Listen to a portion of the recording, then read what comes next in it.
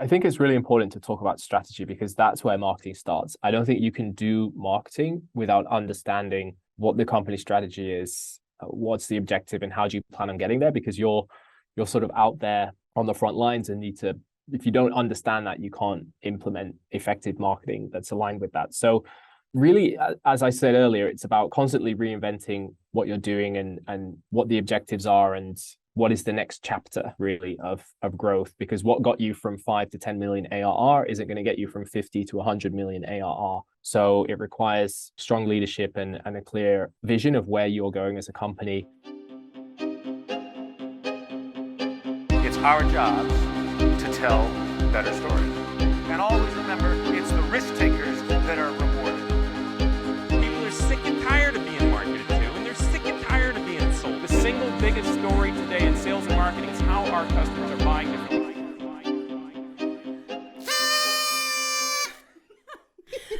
And that was our welcome to our guest of today, which is Edward Ford, who is the previous host of this podcast. Welcome back, Edward. Thanks so much for having me. Very cool to be back and to be on the other side of the table and the one answering the questions this time. Okay, we do have a topic we want to talk to you today about, and it's not being nostalgic about your time on the podcast. But before we actually get to the agenda of the day, I do want to ask you, do you miss being the host of this podcast? Yeah, I do. I think it was so much fun, and I learned a ton interviewing all these different people from the world of SaaS and marketing. So for sure, I think just being able to discuss with those people and be part of the podcast, I miss it. But it's also great to listen to you as hosts now and see where you're taking the show. So that's very kind. This is probably the same question as do you have a favorite child? You don't know, but do you have a favorite episode of your time on the podcast? I think one that is very special, which is when we kind of realized that, okay, this show is going somewhere or this could become quite big, was episode number 10, which was with Bill Masaitis, former CMO at Slack and Zendesk. And I was at a conference in Dublin at SaaStock. I think it was like 2016 or 2017. And I saw him in line for the lunch trucks, the food trucks. And I saw my opportunity to just go and ask him, hey, Bill, I really like your presentation that you just gave, and do you want to come on the podcast? I knew he couldn't run away because he was probably hungry and wanting some food. And he kindly said yes. And we had just got started with the show. And we really sought after that episode about his experiences of building multiple unicorns, that this podcast could become big. And we saw an inflection in the number of listeners and downloads. And from there, it kind of took off, and it became so much easier to get people on the show as well when we said that we've had Bill. So that, I think, is probably one of the most special episodes. Yeah, that's a fantastic story. I didn't know that's how you managed to bag Bill on the podcast. We should start doing more things like that. Just globetrotting and ambushing big people. What a perfect business case here for traveling. Okay, but let's move on from reminiscing about the podcast. We are actually talking. Today, we're going to talk to you about your current company, where you are the demand generation director, and that is Supermetrics. And Supermetrics has had a wild growth journey. You are currently a 50 million ARR company. So it would be great to go through your entire growth journey, but that's an episode completely on its own. So instead, what I'm going to do is maybe ask even the impossible. Can you kind of squeeze your growth journey into one answer? You know, what was the secret sauce to your growth? How did you get to where you are right now? Yeah, for sure. We could do a whole episode on this, but the kind of short version is that if you're looking for a silver bullet or a kind of secret trick that just made it happen, then I'm gonna unfortunately disappoint you. I guess it's no one single thing, or there's no real secret sauce, but I think one thing that is a recurring theme is constantly critiquing and reinventing what you're doing, how you've done it. I think that Supermetrics is the same company, but we've been different companies during different stages of our growth. I think the company I joined is very different to what it looks like today. It's almost unrecognizable in many ways, even though a lot of things have stayed the same, and we've been able to scale our culture and the values that we hold dear to the company, and the way that we've built the team. I think those have been constants, but we've always looked at what are we doing in terms of go-to-market and what do we need to change. So looking at this from a very kind of commercial perspective. So at first we were very product-led. It was very much about building a global base of users, getting people into the Supermetrics ecosystem and trying products and upselling and automating a lot of complex workflows, because we only had 3 people in our sales team when I joined the company, and now we have 120 or so people in sales. They vastly outnumber marketing, whereas when I joined, it was the other way around. We had more in marketing than in sales, which isn't too common in B2B SaaS. So over time, becoming more sales assisted and looking at how we can grow ACV. And now I would say in this sort of third stage, we're very regionally driven. So at first it was global product led, then it became sales led or sales assisted in addition to the product led motion. And now we're really drilling down on specific regions and looking at the differences between our key geos. And we have local sales teams, we have regional marketing coming into the picture. So as a kind of global demand team, that's really changing the way we work and operate.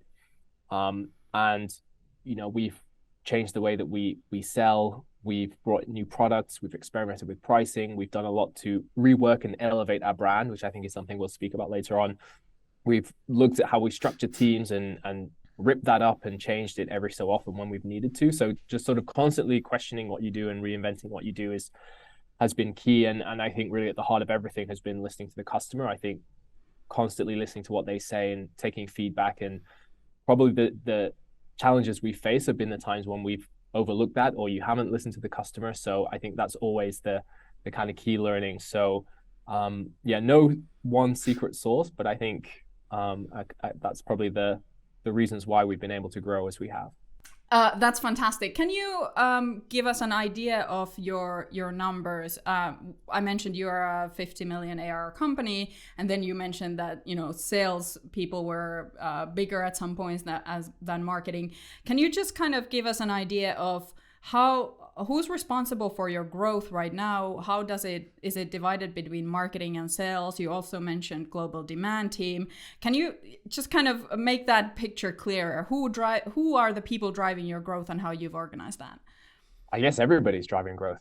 Absolutely everyone is impacting that. So from the top in terms of our leadership team, coming back to our strategy for 2023 and beyond, all the way across the different teams. So obviously in marketing, we are at the very top of that funnel, or the kind of beginning of the customer journey, building awareness and bringing people into Supermetrics, getting them interested in the product and ultimately starting a trial or reaching out for a demo or wanting to chat more with our sales team. Sales obviously working on closing deals. And then a big piece has been, obviously in all SaaS business models, is the retention and expansion piece. So customer success has been massive for us in terms of retaining customers and expanding some of our bigger customers.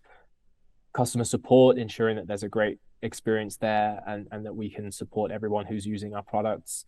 So really it's been across the board. All teams have their own objectives, and this is where the OKR model comes in. And is super useful in that we have the big, lofty, ambitious company goals, and then that is then taken down on a department level, and each department will then have their own way of impacting that number.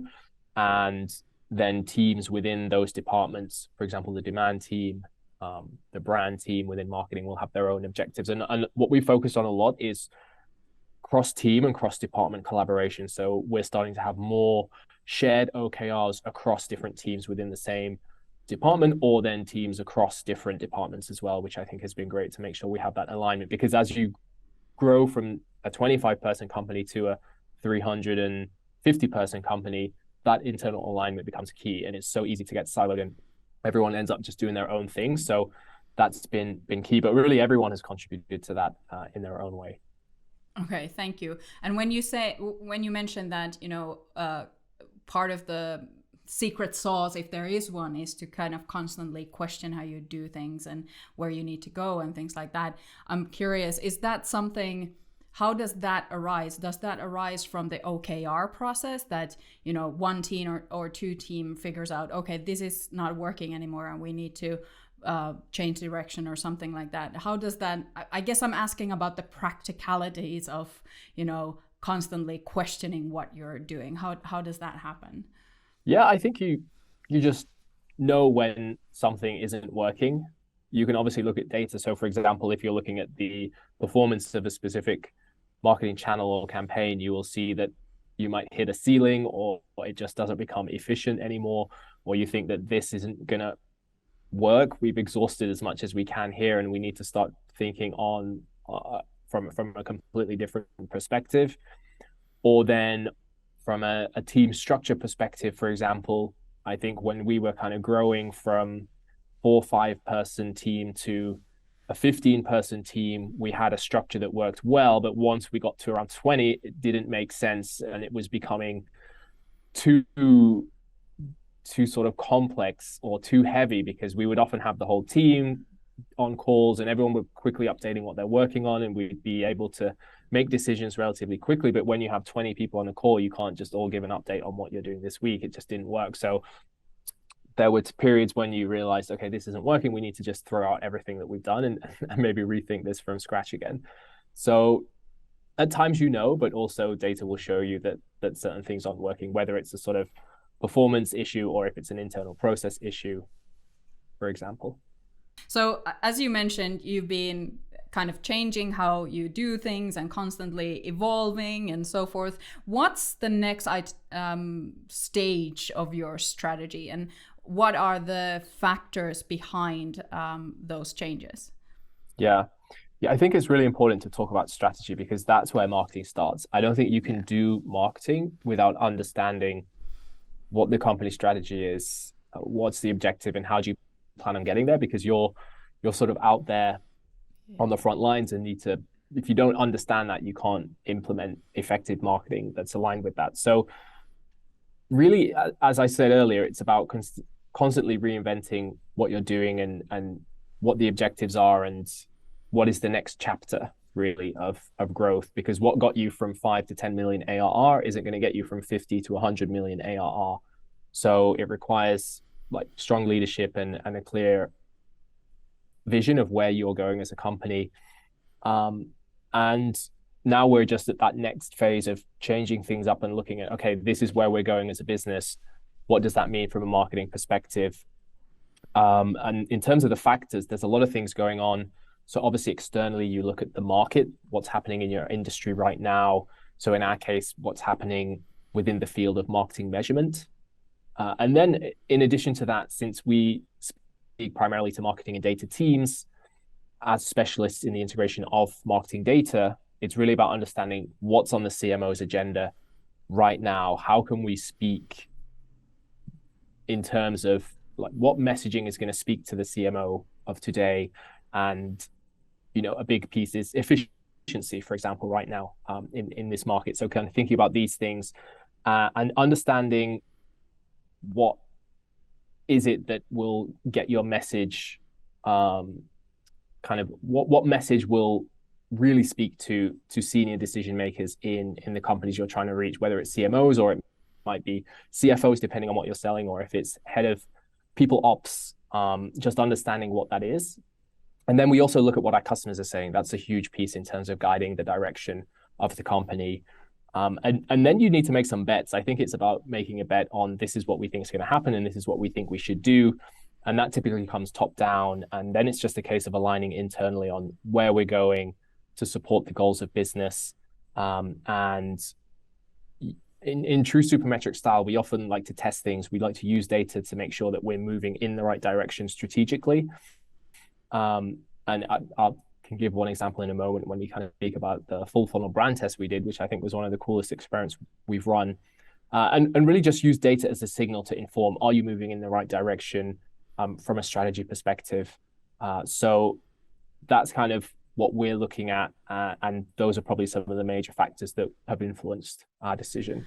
Okay, I want to get into the full funnel brand test that you already mentioned, because Yes. I know what it is since you came to visit us and told us all about it when you had done it. And I think this is like one of the most fascinating experiments I have ever heard of. So I do think that a lot of people will find value in this. So can you tell us, what did you do? What kind of things you discovered through that test, and then how did that help you kind of look to the future and move forward? Yeah, this was super interesting, and we could probably have a whole episode about this. So I'll try to give the kind of overview of the experiment and a bit about context. So we were kind of at that crossroads where the next chapter of growth was beginning, and we had some big questions to ask, and obviously we needed to answer them.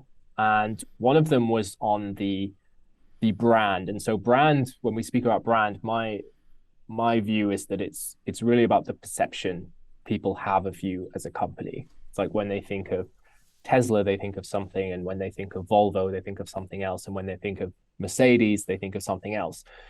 Brands need that strong identity in SaaS as well. So when people think of Supermetrics, what are the words and what image do they have in their mind? And coming back to what Bill Masaitis said in his episode number 10 that we spoke about earlier, he gave the best definition of brand, which is sort of my definition that I use. And he said, your brand is the sum of every single touch point a customer has with you on their journey. So it's the sum of all parts. Whether it's a good experience or a bad experience, it's going to impact your perception of the brand. And we had developed a relatively strong brand in our space. We were one of the first movers. And I said earlier that we'd been very product-led in our approach at first, and Supermetrics was really built for the marketing practitioner. So anybody who needed to bring marketing data, particularly web analytics or performance campaign data, into their reporting tools, whether it's a spreadsheet or whether it was a dashboard in Data Studio, wherever you needed it, Supermetrics would just let you move that data really, really easily into those reporting and analytics tools of choice. The brand had been, pretty emerging, very startup-y. We'd gone down that whole pastel colors and comic book characters thing, which was what a lot of companies did in B2B and SaaS a few years ago. But it worked quite well. At least the numbers were good, and everybody seemed to like it. Our CEO liked it, of course, but without data, you're just another person with an opinion, and we didn't really know for sure, was this the right way to go? Because obviously, when you want to reach larger organizations, when you are speaking with more senior decision makers, whether it's in marketing or data, then the perception becomes really, really important there, particularly with things like trust, security, when you're working with data of any form. And so we had this discussion that which direction should we take the brand? Do we stay true to our roots and stick with this kind of fun, startup-y, tech emerging company, or do we go towards a more established position? We're one of the leaders in our space, got a huge amount of users, huge amount of customers, and we saw strong demand in like the larger enterprise space. And that was the big question. And particularly in certain markets, like our more established markets, we had this strong position. But then the flip side is that in new markets and emerging markets, maybe this more approachable brand identity would be the way to go. So that was the background. And our CMO was like, let's test it. She came in with this idea and she said, let's build two completely different brands of Supermetrics. One would be like super, super emerging, and the other would be super, super established. And our existing brand at that point was somewhere in the middle. And we built these two new identities in like 2 weeks. It was super wild and wacky, and they came out so different to each other. And then what we did is that we ran 9 tests. We ran 7 across the full funnel, so top, middle, and bottom. We built like live landing pages that were out in the wilds of the internet, and we were directing traffic from all these different campaigns to that landing page to see if people would click and convert on that landing page. And we also did a brand lift and an ad recall test. So those were the 9 tests. And we just wanted to see which of these would win. And it was really interesting because we all had our opinions and we all had our thoughts on which one we think would win. But then people were starting to get drawn towards one that they liked more. Like, I really hope this one wins because I like it and I think it's nicer and I think it's more me or something like that. But it was a complete landslide. So one of these brands completely outperformed the other. There was a statistically significant win in 7 of the 9 tests for one brand. The other brand won 1 of the 9 tests, but it was so close that it was not statistically significant. So we couldn't be confident we'd replicate it again. And then we got 1 no result. So we're quite surprised with such a strong read from the market. So it was a clear signal from the market what resonated better with our audience. And it was the established brand that came out on top. That helped guide us in terms of the direction the brand went. And if anyone had an opinion, we would just point them to the results like, well, it's a clear sign from the market. It's not really about which one we like more. It's about which one is going to impact our business going forward. And from that test, it was clearly this direction. So we didn't quite go as hard as we had pushed in the test. It was a little bit, both of them were maybe not quite as Supermetrics-y as we wanted. So we kind of brought it back a bit. We made it ourselves. It wasn't quite as stiff and corporate as the brand we put together in the test. But now if you go and look at Supermetrics and compare to our older iteration, you'll see that it's a little more grown up. And we actually got feedback from one senior member of our product team who was like, it's like we've grown up overnight. And it really sort of got some internal buy-in and people were excited about it as well. So that was the test and that was the result. And when we went into the rebrand, we were super confident because we knew that if we're modifying the brand in this direction, we know that the market is going to respond in the right way. We've done the test, we've seen the conversion, we've shown that our website is working. We even built a micro site of like 6 of our top performing pages and then directed traffic there as a sort of step between the full release. So normally when you do a brand renewal and update your website, it's a complete leap of faith. You have no idea, is it going to work? You just build something that you kind of like and you think represents the brand that you want to be perceived as. You hit publish and you just basically pray your website doesn't break. You pray that your marketing funnel doesn't break. Whereas we didn't have that. It was the first time I've ever gone to one of those renewals with some level of confidence because you knew from all the testing this was going to work, and we've seen good performance and improved website performance on the back of relaunching as well when we did it. So that was the test. It was very cool. Thanks for going that over because it's kind of hard to visualize this on a podcast. You know, it would be great if we could show like the 2 different visuals or whatnot, but I can, you know, when you showed it to us here at Advance, it was so mind-boggling. Like the established brand won in your case, and I had voted against it and things like that, but it makes total sense in terms of what you guys are going forward with and what you want to achieve later. And it was the first time when I ever heard of a brand test like that. And I think that it's a fantastic way to kind of take that uncertainty in brand renewal projects that you just so well described. But how would you we can talk about this for like ages, the brand test, because it's such it's super interesting. Do you have any kind of pointers for our listeners if they want to do similar kind of test? What are the pitfalls that people should watch out for?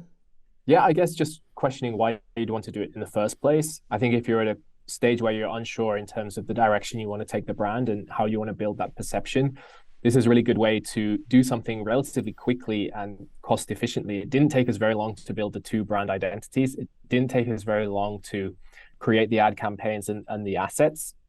And we got a result relatively quickly, like within 2 to 3 months from starting the project.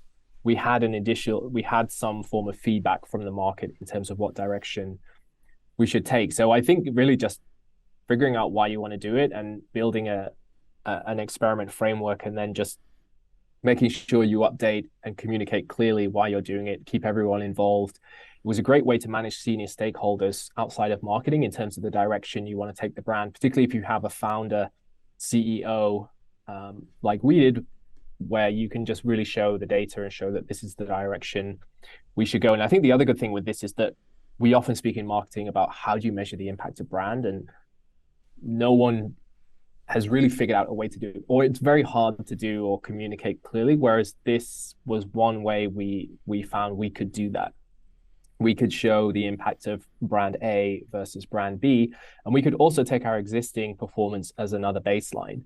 And I think the interesting thing from this experiment we found is that both the brand variants we built, the emerging and the established, both of them actually outperformed our existing sites. So in a way, it didn't matter which one we picked. We would have definitely seen an uplift in performance, but we saw that one of those variants, the established, outperformed the emerging significantly as well. So it was a clear signal to move the brand in that direction. So I think those would be some of the key learnings we had from this. Perfect. That takes us beautifully to the next topic on the agenda, because we want to talk more about, measuring the impact of marketing, which is, the heart of what you guys do at Supermetrics. And showing impact is kind of the, as we all know, the holy grail of marketing. But we also know that it's kind of difficult, or it can be very difficult. And there are, problems in how it's measured and attribution models and all that jazz. So considering you work with marketing data and it's your business, where do you see we're going with marketing data and measuring the overall impact of marketing? Yeah, there's a lot going on right now around measurement within marketing, and there's a lot of challenges as well. And I think these are some of the major ones that we see. I'll give you 4 major challenges that we see right now. So obviously cookies, number one, that's been the foundation upon which a lot of marketing measurement online has been built upon. Third-party cookies are going away. So you just need to completely rethink how you measure. It's like we spoke about earlier with strategy. This is a change.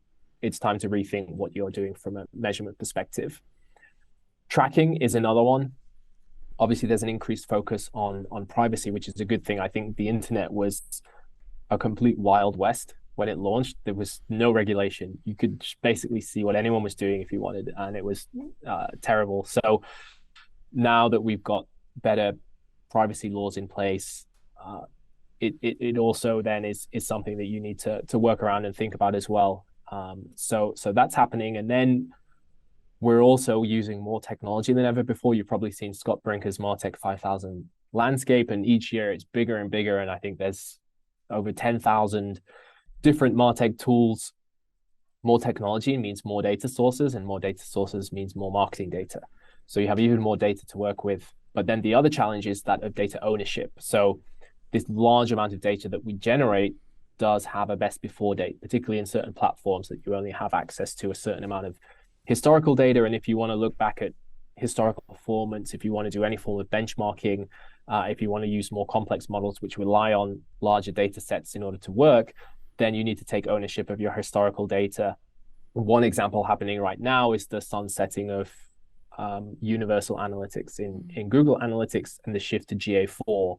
So if you want to keep access to all your historical Google Analytics data, you need to somehow centralize it and take ownership of it before it disappears, and then you would make the switch over to GA4 or an alternative, depending on what your plans are there. So those are some of the challenges happening right now, and so what you kind of need to do is look at a few different things. I think what we're seeing is first-party data strategy as an objective for marketing teams, which is really about taking ownership of your marketing data, bringing it from all your different sources together in one centralized space. Typically, that takes the form of a marketing data warehouse.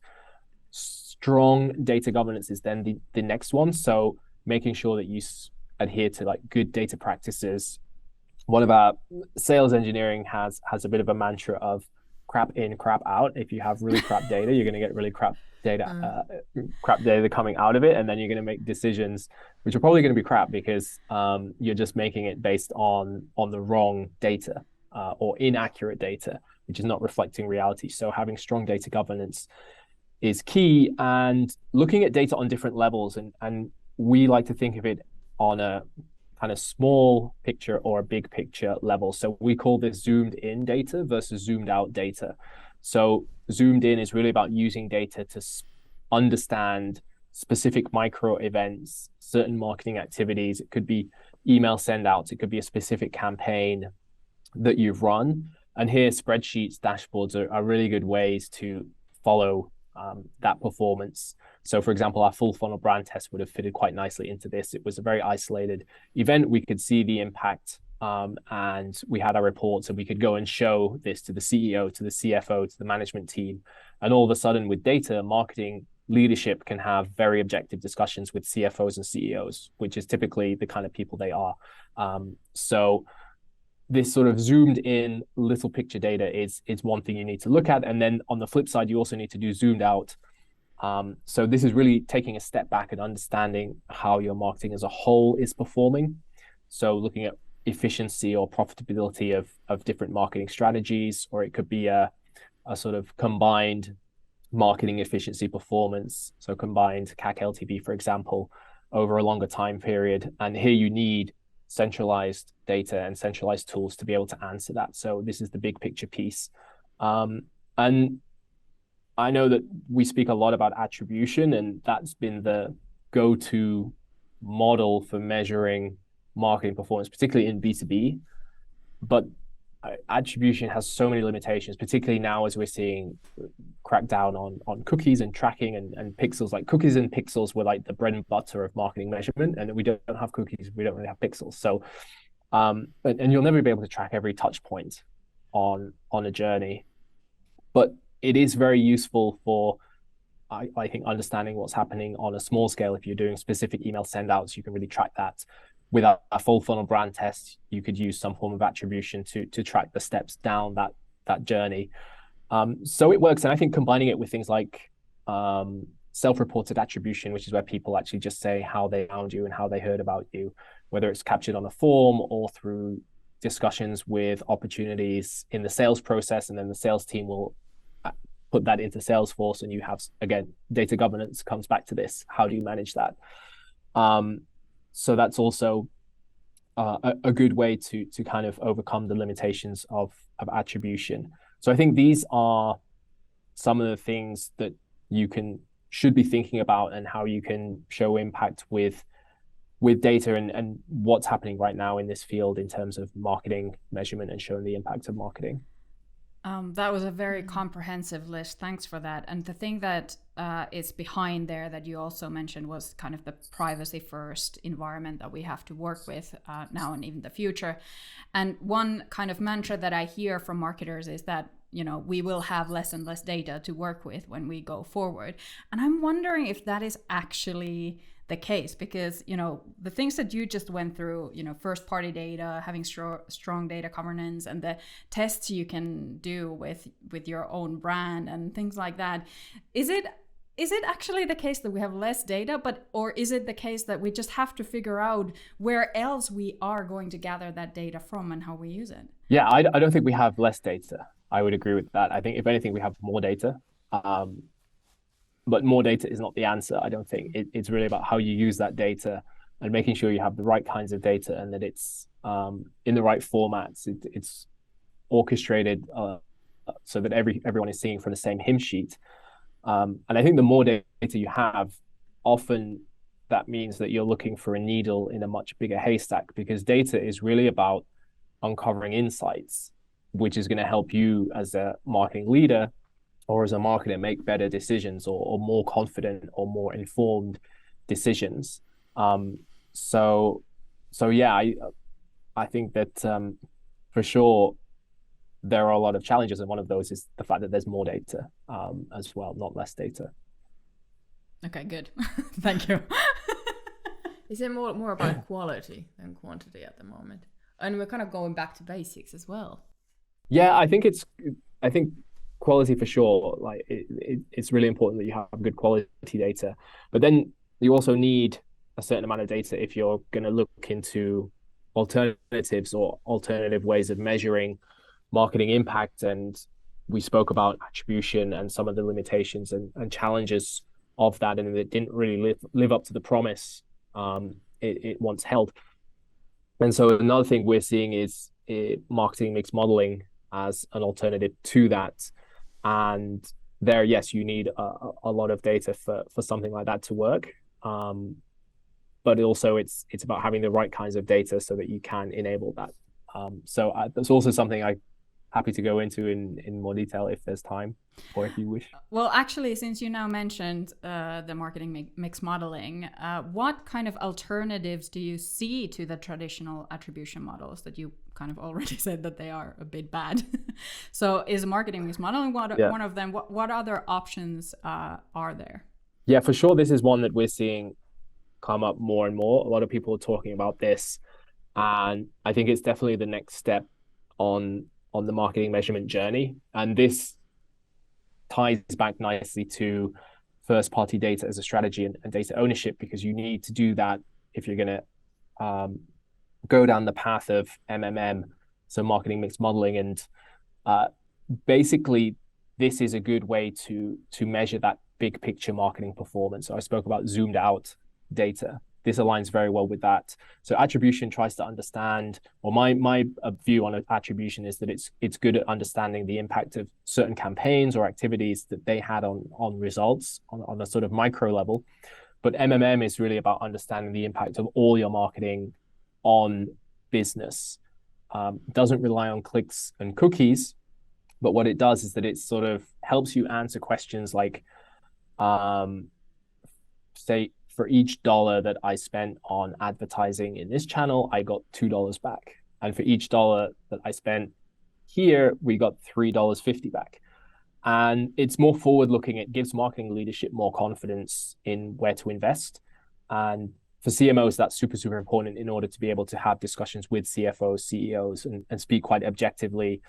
And it also looks at things from an incremental gains perspective. So what it does is that it takes a baseline of, if you stopped all your marketing activities today, if you turn all your campaigns off, if your marketing team went and had coffee for the next few weeks and just hung out, what would happen to your baseline performance? Where would you land? And then it looks at the incremental gains on top of that baseline. So it's looking at aggregate data and looking at marketing's impact on that existing baseline based on market demand. And it looks at things from a correlation perspective. So it's not directly saying that X caused Y or that there's a strong causation, because you can never be 100% certain. But you need a decent amount of marketing spend in order to unlock marketing mix modeling. You need a lot of marketing data, and you need a good amount of data science know-how to make it work. So we see it more on the sort of larger business end of the spectrum, where there are bigger brands on a global level with more budget, with dedicated in-house data and analytics teams.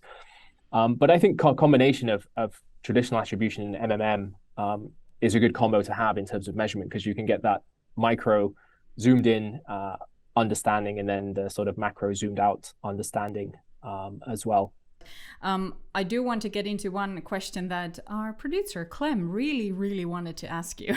So this is for you, Clem. So is there a go-to funnel for B2B SaaS companies, or in your opinion, is there like one funnel that, for example, B2B SaaS companies should be using, or do you have a go-to funnel that you always want to look at or use? Basically, no. That's the short answer. I don't think there's a go-to funnel for B2B SaaS companies. I think each company is so different. And even if you look at Supermetrics, what we would measure when I joined was very like high velocity, low touch, self-serve sales, compared to now where we have much longer sales cycles. We have regional sales teams who are selling in sort of very different markets. And so the funnel looks completely different now than it did then. And that's just within the same company. And I think if you go out and look at different B2B SaaS companies, there's no one go-to funnel. And I think the funnel is, I have a bit of a love-hate relationship with the funnel. I think, yes, it helps you simplify something that is quite complex to make you think that you can somewhat understand what's happening. Basically, how do buyers buy? But it's also a slightly fabricated way of measuring how you think buyers buy, or you're kind of putting people in a bucket like, this is how it happens. And customer journeys aren't linear. You'll never fully understand how customers buy. And so yeah, it does help simplify, but you need to take it with a pinch of salt. I actually think funnels are quite good for specific offers or specific campaigns. Like if you're running a certain email campaign to a segment of your user base or prospect base, that you could then track the performance of that in a sort of funnel-like way. Or if you're running a webinar targeting existing customers and your goal is an expansion or an upsell, the funnel again is a good framework for measuring the performance of that specific one-off thing. I think yes, you can use the funnel for your wider customer journey as well, and we do as well. We have specific steps that we look at, but you need to know that people might not go through every step, or they might take a different route. So it's about offering different ways for people to buy based on how your customers buy, and you only get that by speaking to them and making sure you cater for different ways. So if people want to buy self-serve at Supermetrics, they can. If people want to have a demo and understand how the product works, they can. If they want to have a lot of discussions with our sales engineers and they want to get into the nitty-gritty on data security and how we work with data and have their CIO and CDO on calls as well, they can do that. So just understanding how your customers buy and catering for that in your different journeys, that I think is critical. So you pretty much would actually start with your customers instead of a framework or funnel. You just start from the data, would you? When if you start building some sort of funnel, which comes first, the funnel or the data, in your opinion? Yeah, that's a good question. It's like the chicken or the egg.